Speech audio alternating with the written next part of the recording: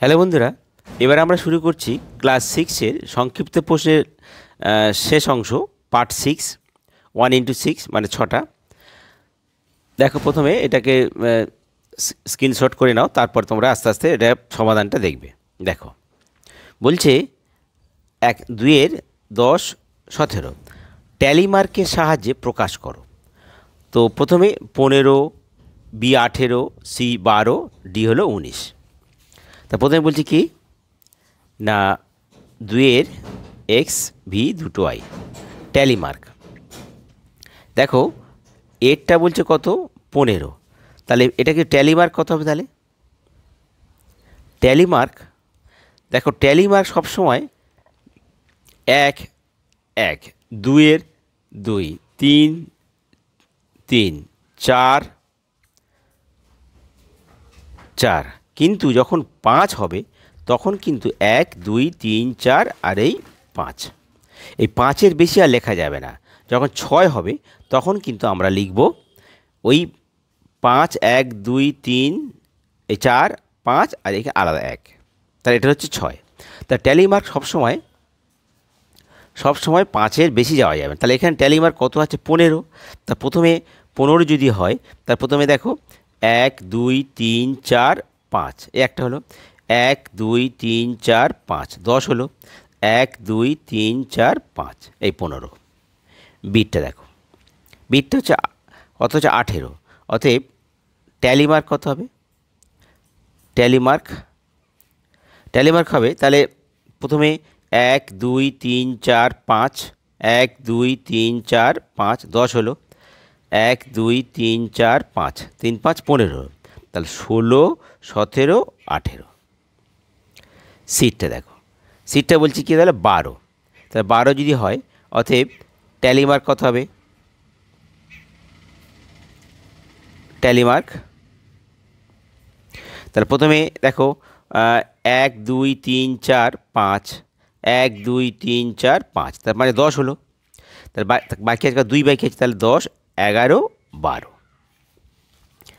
ডিটটা দেখো, A B C D 19, তাহলে tally mark কত হবে? ট্যালি মার্ক হবে 19। দেখো তাহলে 1 2 3 4 5, 1 2 3 4 5, 1 2 3 4 5, 3 5 15 হলো, 15 16 17 18 19, তাহলে এলো আমাদের 19 নেবে 19।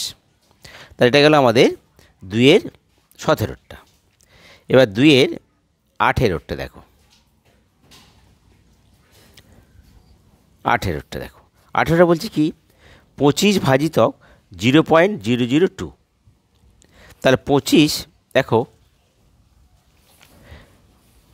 25 দেখো, এবার আমরা 2 × 18টা কী বলছে যে হ্যাঁ 25 ভাজিতক 0.002 কত?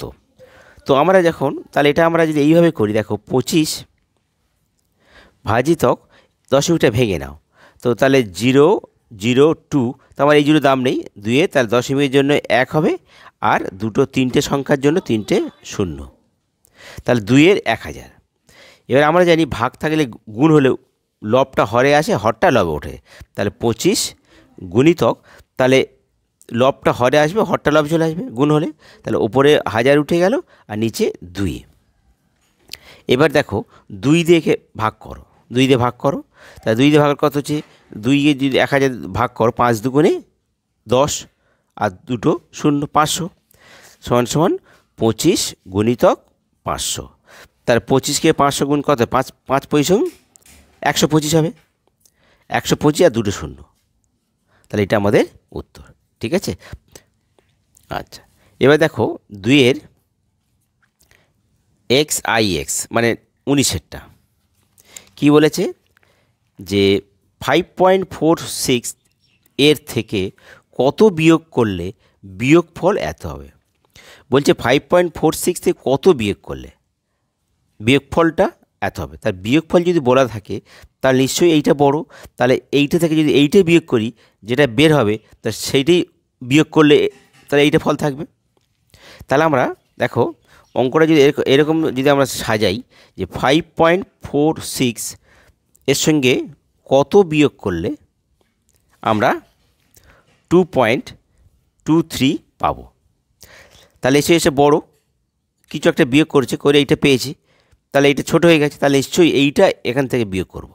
অতএব 5.46 বিয়োগ 2.23, তা সমান উপর নিচে বসে বিয়োগ করে নাও। 5.46 আর 2.23 বিয়োগ করো।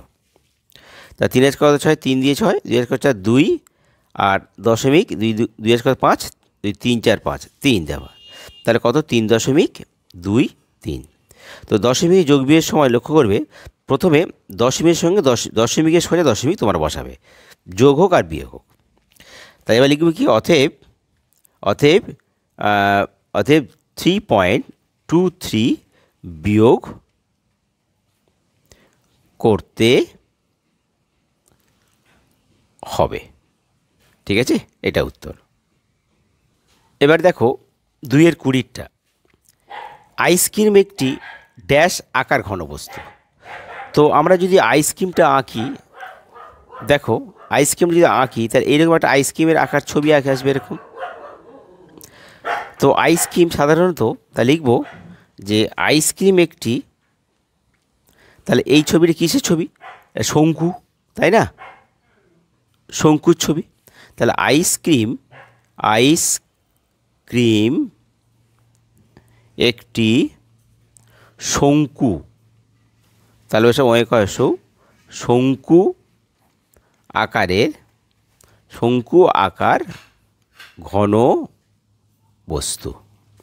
আইসক্রিম হতে পারে, কাটা মোচা হতে পারে, টোপর, কাঁপা, এগুলো সবই শঙ্কু আকার। এবার দেখো 21-এর অঙ্কটা বলছে দুটি নির্দিষ্ট বিন্দু দিয়ে কতগুলি সরলরেখাংশ আঁকা যায়। আচ্ছা দেখো আগে প্রথম আসি, ধরো এই একটা বিন্দু এ আর এই একটা বিন্দু বি। তো এখানে এটা যদি দুটো জুড়ে দিই তাহলে এরপরে কিন্তু আর আঁকা যাবে না। তার মানে দেখা যাচ্ছে দুটো নির্দিষ্ট বিন্দু দিয়ে কিন্তু একটি সরলরেখাংশ আঁকা যায়। তাহলে আমরা কী লিখব? অতএব দুটি নির্দিষ্ট